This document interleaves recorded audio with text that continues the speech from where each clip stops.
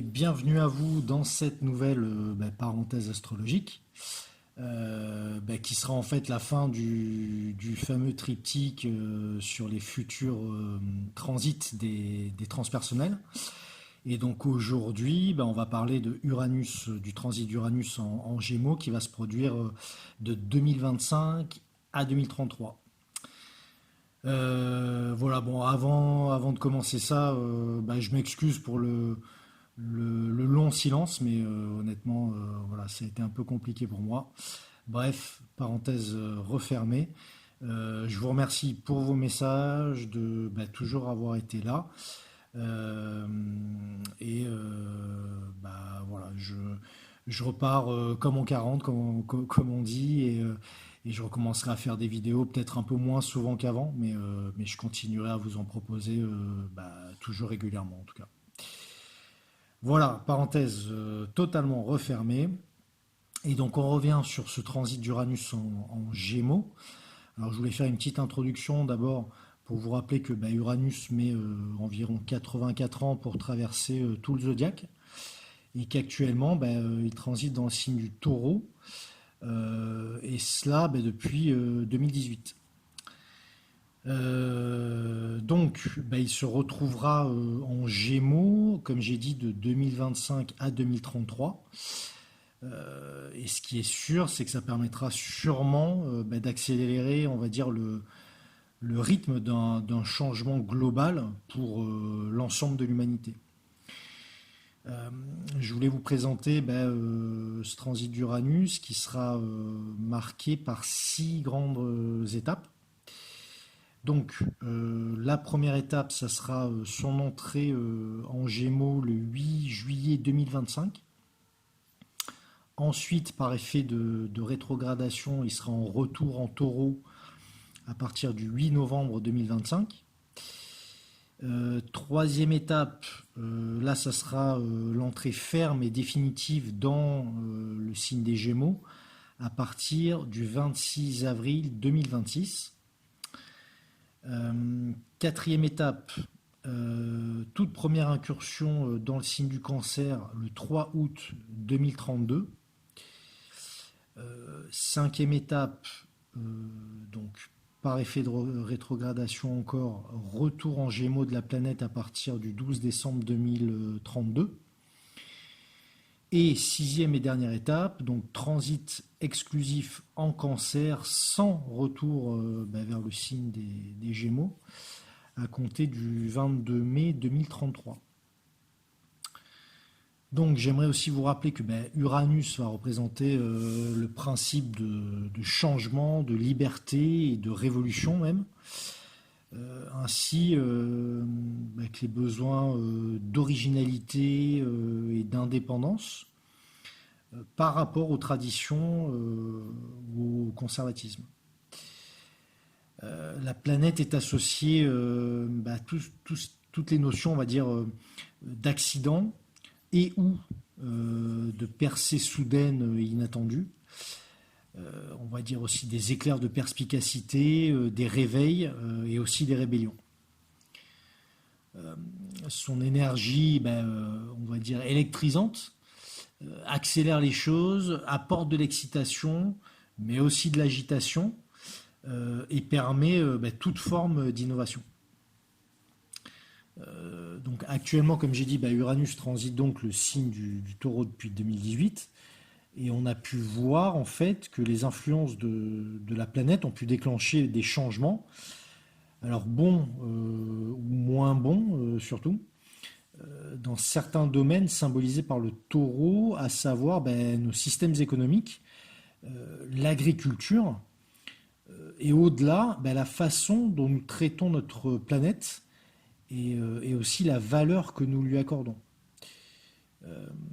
Bon, après, je pense qu'il reste encore pas mal d'autres changements à venir, et surtout lors de la conjonction avec Jupiter, qui se formera en 2024. Par contre, à partir de 2025-2026, donc, lorsqu'Uranus fera son entrée dans le signe mutable des Gémeaux, il y aura de grandes chances qu'il s'y sente beaucoup plus à l'aise que dans un signe de terre fixe comme le taureau. D'ailleurs, je pense que les changements apportés par Uranus seront très très rapides euh, et pourront se produire dès les tout premiers degrés ou même minutes de son parcours dans le signe des Gémeaux. Il est aussi fort à parier que ça sera en priorité notre façon de communiquer euh, et nos différentes sphères mentales qui vont être fortement impactées. De plus, on peut ajouter que les précédents transits d'Uranus en Gémeaux ont vu des progrès révolutionnaires en matière de nouvelles technologies, surtout liées au transport ou encore aux systèmes d'échanges commerciaux, ces domaines étant régis par ce signe. Les Gémeaux dirigent également les communautés de quartier, et on a pu voir durant le dernier transit de la planète dans ce signe l'émergence de ce qu'on appelle les banlieues dans de nombreux pays à travers le monde. Le signe des Gémeaux est associé à la notion d'esprit. Il se peut donc que des idéologies radicales à cause d'Uranus, peuvent apparaître et prospérer pendant ce transit d'Uranus qui pourront générer des révoltes ou des révolutions même contre des pouvoirs bien établis ou encore des affrontements mais de type guerre civile entre pays voisins ou même au sein d'un même territoire, d'une même nation. À présent, pour avoir une idée, on va dire, plus claire de l'impact d'un transit d'Uranus en Gémeaux, on va explorer certains événements historiques qui peuvent porter la marque de cette union entre la planète et le signe. Pour être peut-être un peu plus précis, j'ai essayé de trouver des transits d'Uranus en Gémeaux, tout comme ça sera le cas donc pour nous à partir de 2025, qui se sont déroulés également au même moment qu'un Pluton en Verseau et ou un Neptune en Bélier, toujours comme ça sera le cas pour nous dans les années à venir. Donc la première période que j'ai notée, ça nous ramène entre moins 405 et moins 398. Donc Uranus était en Gémeaux quand Athènes a été vaincue par Sparte en moins 404. Il faut indiquer que cette guerre avait débuté sous un transit de Neptune en Bélier.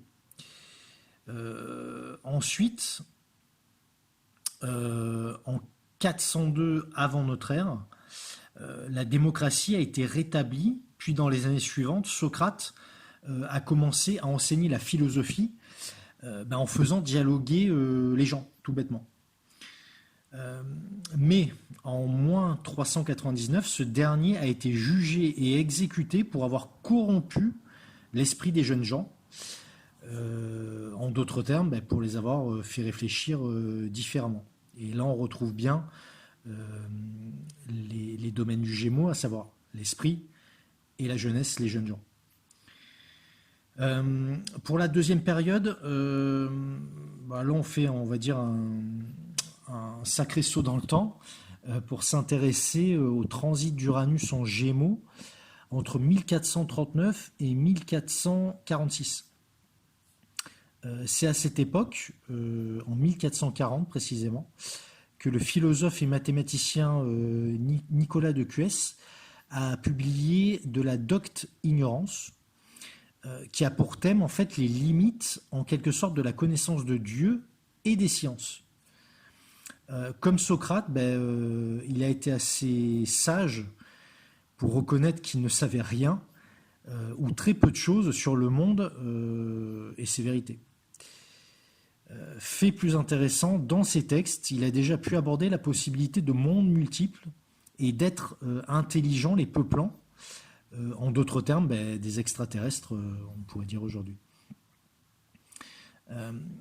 C'est aussi durant ce transit d'Uranus en Gémeaux que Gutenberg a travaillé sur l'élaboration de sa future invention révolutionnaire, à savoir l'imprimerie. Et là encore, c'est quelque chose marqué par les Gémeaux, parce que l'écrit, l'imprimerie, c'est donc très vraiment lié à Signe.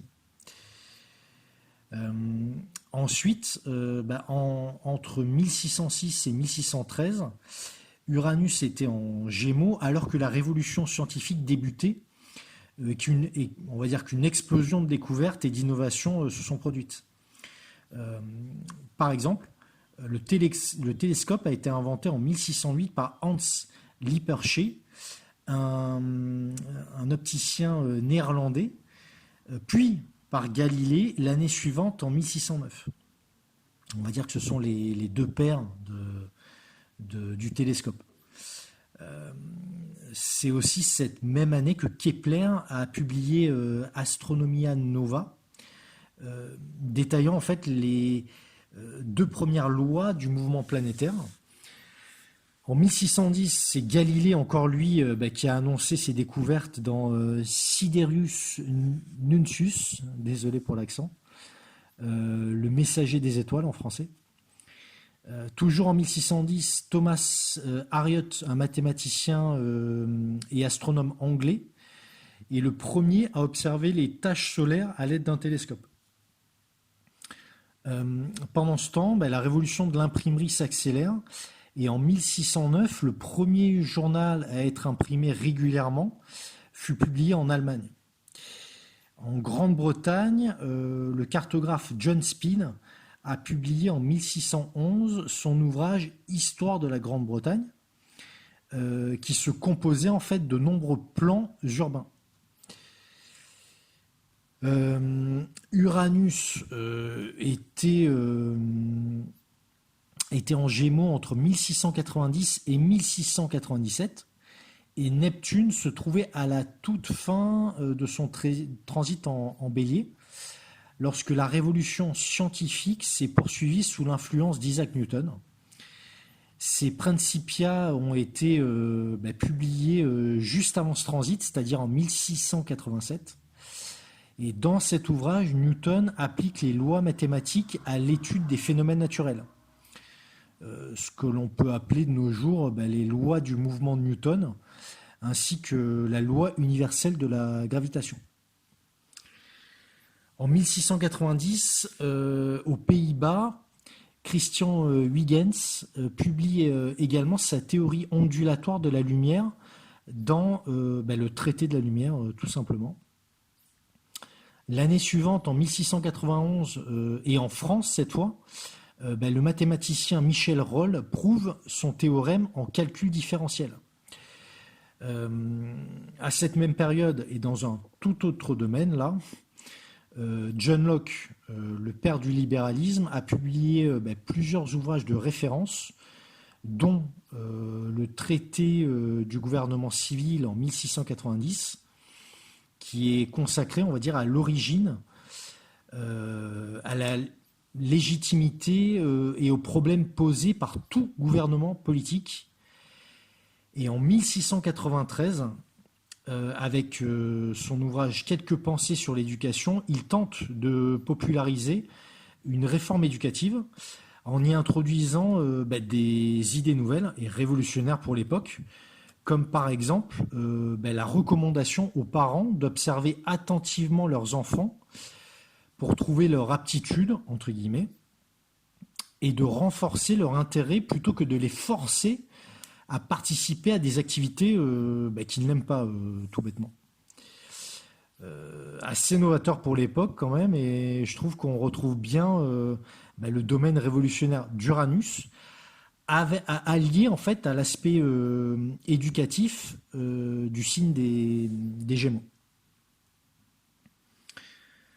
Ensuite, nouvelle période, nouveau transit, entre 1774 et 1781. Uranus donc était en Gémeaux avec aussi un Pluton en Verseau. Cette période a marqué la transition entre le siècle des Lumières et la révolution industrielle.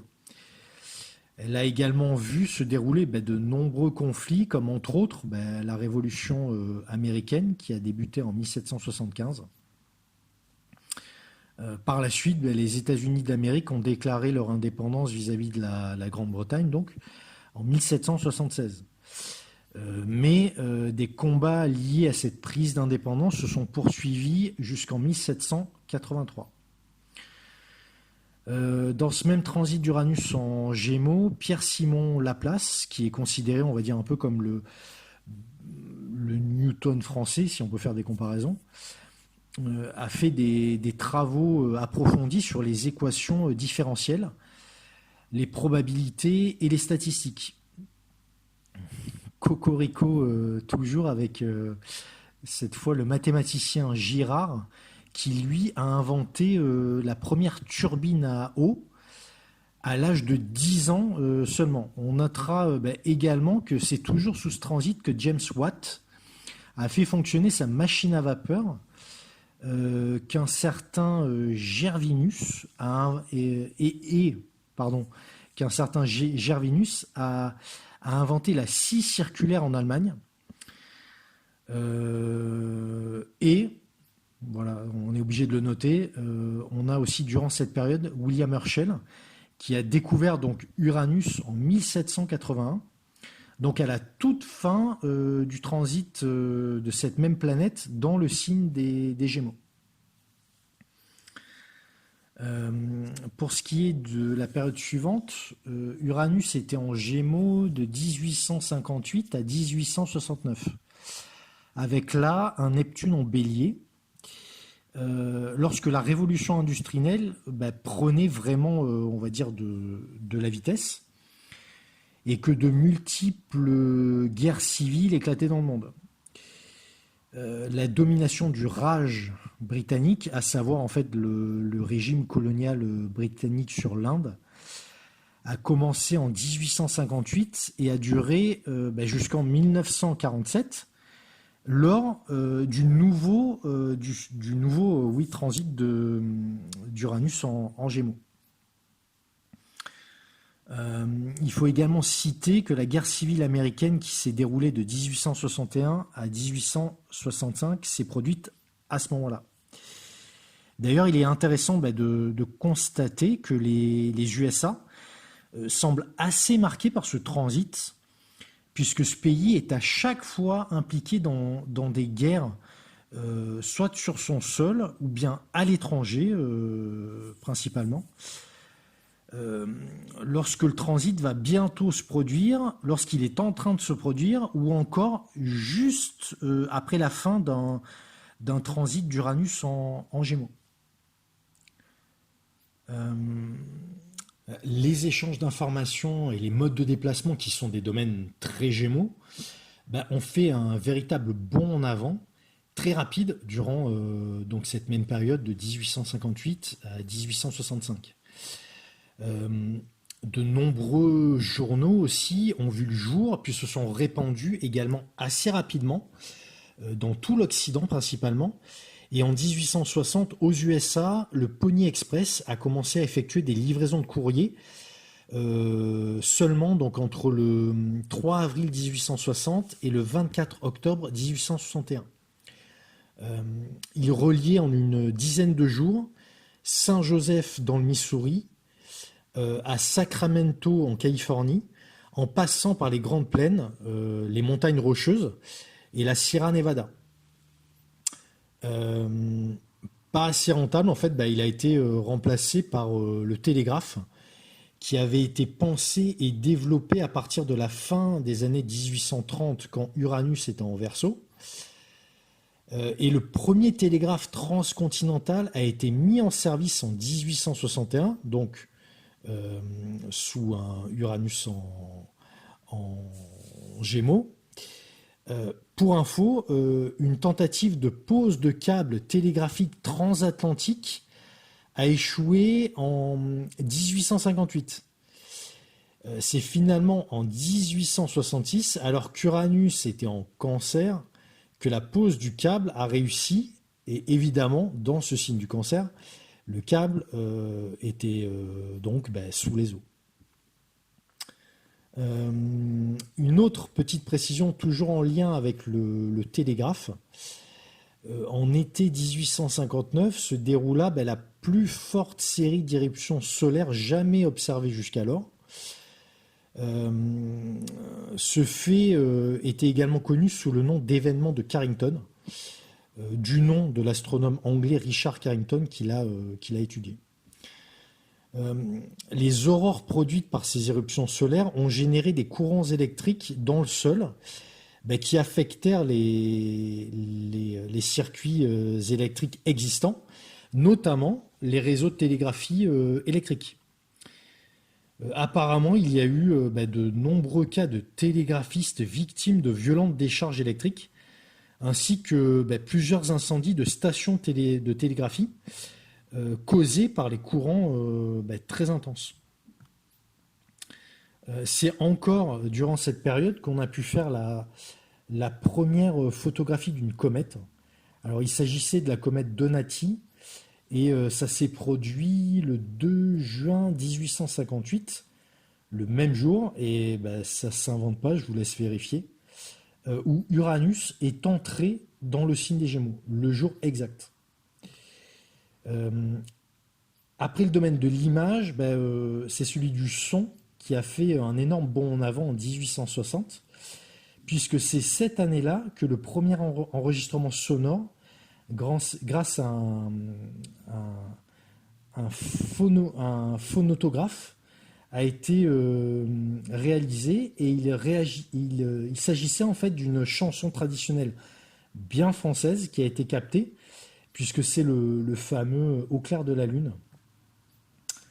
Euh, pour conclure sur ce transit d'Uranus en Gémeaux, on notera également la mise en service d'un tout nouveau moyen de transport, à savoir le Metropolitan Railway, qui a été la toute première ligne de métro inaugurée le 10 janvier 1863. Il couvrait alors 6,5 km entre Paddington et Farringdon Street.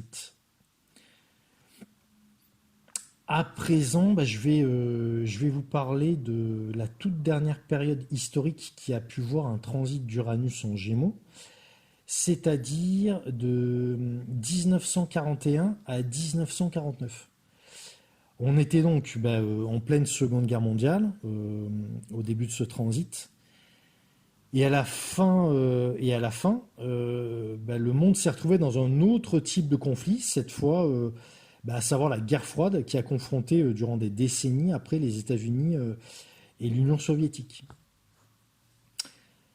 Donc il est assez intéressant de voir que le transit d'Uranus en Gémeaux soit vraiment relié et assez marquant pour les États-Unis. Très précisément, c'est en août 1941, lorsqu'Uranus est entré dans le signe des Gémeaux, que Roosevelt et Churchill se sont réunis pour signer la Charte de l'Atlantique, qui était en fait un document regroupant une série de principes devant servir au maintien de la paix et de la sécurité internationale après la chute du Troisième Reich. Euh, Par la suite, les États-Unis n'entreront en guerre qu'en décembre 1941, après l'attaque de Pearl Harbor. D'un point de vue technologique, maintenant, la guerre a conduit à de nombreuses innovations et de véritables révolutions, comme par exemple le projet Manhattan, qui a vu la toute première réaction nucléaire en chaîne. Malheureusement, ça a ensuite débouché sur les deux bombes atomiques larguées sur Hiroshima et Nagasaki en 1945. La cryptographie moderne a décollé en 1943 grâce au calculateur Colossus, qui a permis de déchiffrer la machine allemande de Lorentz. On citera également l'ENIAC. Alors c'est un acronyme anglais pour Electronic Numerical Integrator and Computer, qui a été en 1945 le premier ordinateur entièrement électronique construit aux États-Unis, pouvant être utilisé en Turing complet, c'est-à-dire avec un langage informatique permettant d'appliquer toutes les fonctions calculables connues. Euh, Cette période a également vu naître le début de l'ère spatiale, avec le tout premier objet artificiel à atteindre la stratosphère. Ça a été la fusée V2 en 1944. On a également le projet Diana qui a fait, on va dire, rebondir entre guillemets un signal radar sur la Lune en 1946 afin de mesurer la distance exacte qui la séparait de la Terre. En 1948, Albert a été le tout premier singe à avoir été lancé dans l'espace. On pourrait encore citer d'autres inventions et innovations notables faites à cette époque et relevant des influences de ce transit d'Uranus en Gémeaux. Donc on a l'apparition du transistor, également le premier vol supersonique, la fracturation hydraulique, l'holographie, le four à micro-ondes, la téléphonie mobile, le tout premier magnétophone commercialisé et les disques vinyles. Alors maintenant, je vais essayer de vous proposer quelques réflexions entièrement, enfin, très personnelles et basées sur mes petites connaissances astrologiques pour essayer de faire en fait des projections pour la période 2025-2033. Alors honnêtement, je pense il est pas très difficile d'imaginer ce qui pourrait advenir sous ce transit d'Uranus en Gémeaux, car la plupart des choses sont déjà en train de se produire, ou bien les projets sont annoncés, et la science-fiction nous aide déjà à entrevoir quelque part ce qui nous attend tous. Je pense que nous pouvons donc nous attendre à une poursuite des développements technologiques rapides que nous avons vu éclore depuis les années 40. Il pourrait y avoir des percées dans de nombreux domaines, mais plus particulièrement au niveau des technologies de communication, de l'informatique, de l'intelligence artificielle et des algorithmes, ainsi que dans nos modes de déplacement, les transports, les voyages, peut-être tout particulièrement dans l'aérospatial et possiblement aussi en médecine, avec une meilleure compréhension des réseaux neuronaux humains. Euh, Personnellement, je pense qu'au-delà de ça, ce transit va s'inscrire également dans les influences du cycle Jupiter-Saturne dans l'élément R. Euh, Plus concrètement, cet ensemble de cycles planétaires pourrait permettre, on va dire, à toute tentative de centralisation globale ou de développement accru du mondialisme, euh, comment dire, de se heurter à des difficultés, voire des blocages, ou même de cuisants échecs. Dans cette perspective, l'accent, selon moi, sera mis sur des réseaux plus locaux, à des niveaux beaucoup plus proches des individus en tout cas. Des changements pourront, on l'imagine bien, entraîner pas mal d'instabilité et d'incertitude pour le plus grand nombre. Mais avec cet Uranus en Gémeaux, rien ne restera, je pense, figé longtemps et la vitesse du changement social s'accélérera, décuplée en plus par les évolutions technologiques. D'ailleurs, en parlant purement technologie, les progrès de la réalité augmentée ou virtuelle, on pourrait transformer à la fois le monde de l'éducation, mais aussi celui de nos différents modes d'échange. Ce transit pourrait en revanche amplifier les manipulations de masse, grâce entre autres à la technologie des deepfakes. On peut également imaginer des problématiques liées au hacking de nos données, des vols d'informations personnelles ou des fuites dues à des réseaux informatiques vulnérables. Par contre, d'un côté beaucoup plus positif, l'informatique basée sur la mécanique quantique pourrait révolutionner la cryptographie et le big data actuel pour une protection optimale, peut-être même quasiment inviolable. On pourrait également voir une véritable explosion et une mise à disposition massive des technologies dites d'open source et de tous les réseaux, on va dire, peer-to-peer, pour toutes et pour tous. Euh, Toujours par l'intermédiaire de ces nouvelles technologies, on peut penser que nos villes soient un peu, voire beaucoup, repensées afin d'inclure ces technologies intelligentes à la fois pour des questions sécuritaires, mais aussi pour des moyens de transport, qu'ils soient électriques, à hydrogène ou toute autre énergie plus propre. Euh, la rénovation urbaine, pardon, pourrait aussi transformer la façon dont nous nous déplaçons au niveau local, là possiblement avec de nouvelles formes de transport public, des voitures autonomes ou encore des drones qui sont actuellement en phase de test depuis pas mal d'années maintenant. Euh, d'un autre côté, avec le côté instable à la fois de la planète Uranus, mais aussi du signe des Gémeaux, il y a fort à parier que certains de ces changements auront du mal à fonctionner comme prévu et qu'il pourrait même y avoir des inversions soudaines ou bien des échecs temporaires en tout cas. Peut-être que ces problématiques seront dues à des pénuries de ressources nécessaires à la fabrication de la production de ces différentes technologies. Peut-être également que des percées inattendues, des découvertes un peu, on va dire, improbables, permettront de rectifier le tir et de mettre en place plus durablement toutes ces nouvelles choses.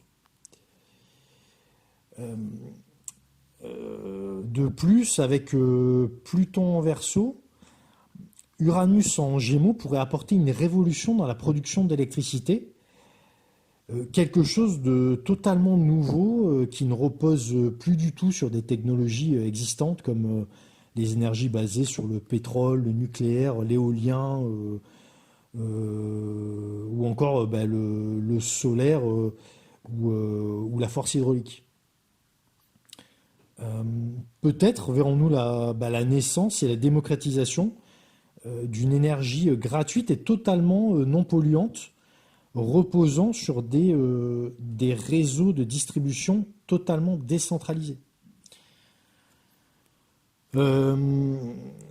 Maintenant, quelques projections, on va dire, en quittant le plancher des vaches et la sphère terrestre. Il est plus que plausible de penser qu'avec les énormes investissements consacrés au développement des voyages spatiaux, on puisse, durant ce transit, utiliser une technologie permettant d'exploiter les ressources de différents astéroïdes ou même de notre satellite naturel, la Lune. D'ailleurs, en dehors des questions énergétiques, il est question d'installer un réseau de télécommunications sur la Lune, pouvant servir de manière globale pour nous sur Terre, et plus spécifiquement pour jouer un rôle d'avant-poste, en quelque sorte pour de futurs voyages vers Mars. On retrouve bien ici les domaines, on va dire, très géméliens que sont les moyens de communication, ainsi que les déplacements boostés par les influences uraniennes. Pour rester encore un peu dans l'espace, on pourrait imaginer que ce transit d'Uranus en Gémeaux provoque une autre éruption solaire, comme l'événement Carrington en 1859. Cette fois, en revanche, son effet serait dévastateur, j'ai envie de dire, sur nos réseaux électriques, électroniques et informatiques. On peut dire adieu à l'économie moderne, adieu à nos services administratifs, de santé, adieu à nos possibilités de déplacement, adieu en fait à la civilisation telle que nous la connaissons en ce moment même. Cela pourrait arriver à tout moment, mais cela deviendra plus probable lorsque nous atteindrons le pic du cycle solaire actuel, qui est prévu vers le milieu de la décennie. Donc quand je parle de décennie, là ce sera la décennie 2020. Ça sera dans les premiers pas du transit d'Uranus dans le signe des Gémeaux. Néanmoins, il est également possible qu'il ne s'agisse pas d'une éruption solaire massive, mais plutôt d'une perte brutale de la puissance du champ magnétique de notre planète. Il faut savoir que depuis 1859, le champ magnétique qui entoure la Terre et qui permet de repousser la plupart des particules cosmiques, dont les vents solaires, ont été analysés et perd lentement de sa puissance, pardon. Et cela s'est accéléré durant les dernières décennies et même années. Ça aurait donc d'assez graves conséquences pour la vie sur Terre si cela se produisait de cette manière-là. Restons optimistes et revenons un peu sur le plancher des vaches pour s'intéresser à des bouleversements pouvant toucher cette fois les modes d'apprentissage aussi.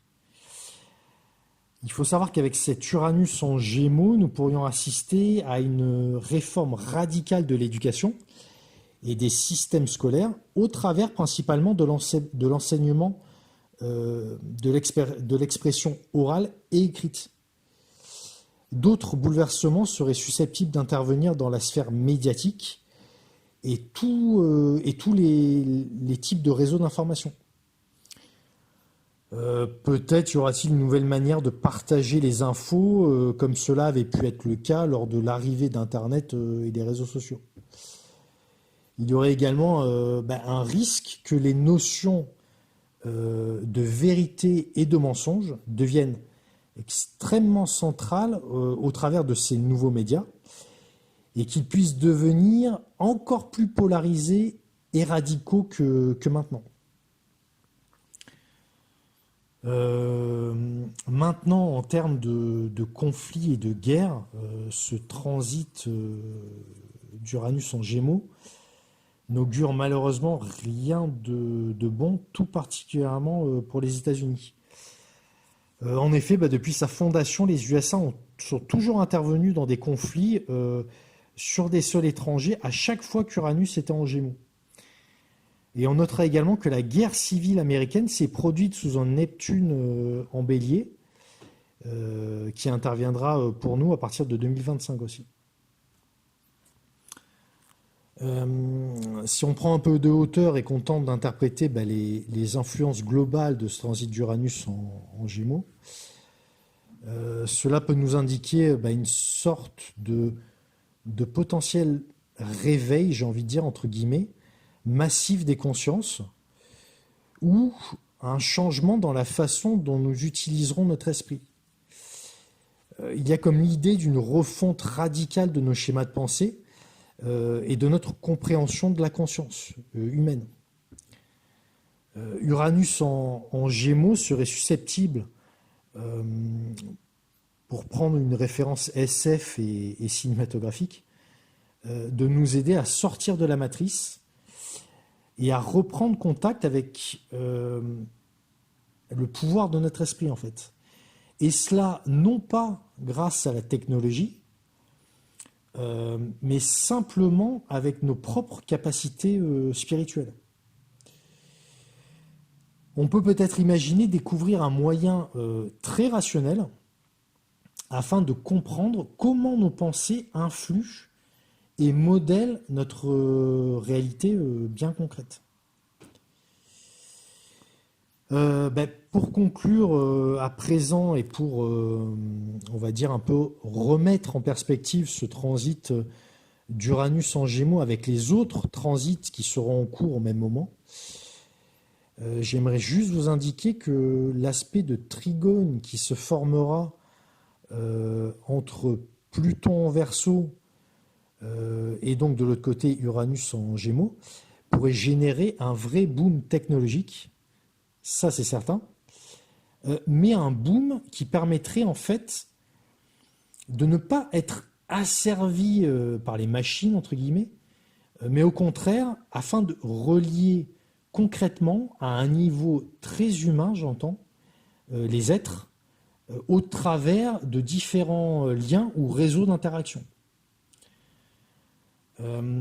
J'aimerais ajouter également que la conjonction entre Uranus et Saturne qui se produira en 2032, toujours dans le signe des Gémeaux, sera assez importante selon moi, car elle permettra de tester, ouais, entre guillemets, tester, et de mettre à l'épreuve toutes les nouvelles choses qu'Uranus aura pu faire émerger pour notre humanité. Je pense qu'à ce moment-là, l'ensemble de ces nouveautés, alors qu'elles soient technologiques, sociales, ou toutes les nouvelles formes de pensée, seront soit validées et implantées pour longtemps, soit totalement revues, repensées, retravaillées encore une fois, voire même totalement abandonnées. Donc j'ai juste envie de dire à suivre donc pour voir si tout ce que je peux imaginer et interpréter grâce à ce transit peut se vérifier. Mais voilà, donc je viens à bout de cette analyse du futur transit d'Uranus en Gémeaux pour 2025-2033. J'espère que ça aura pu vous intéresser, vous éclairer. N'hésitez pas à me faire des commentaires sur ce que vous pensez de tout ça et confronter nos visions des choses, ça pourrait être intéressant de toute manière. Bon, je vous remercie encore pour votre écoute, pour vos messages. Alors, je vais vraiment prendre le temps d'y répondre. J'en ai des tas et des tas. J'étais pas vraiment dans un bon état d'esprit, dans un bon état de santé pour vous apporter des réponses appropriées. Mais je vais vous répondre. Et je vous dis à très bientôt. J'en étais dans la phase d'interprétation du transit, des transits de Mercure. Donc que je vais reprendre, je crois que j'en étais, je vous avais proposé les transits de Mercure en signe. Donc là, j'essaierai de travailler sur le transit de Mercure dans chacune des maisons astrologiques. Voilà, donc je vous dis à très très bientôt et merci encore pour votre écoute. Merci, au revoir.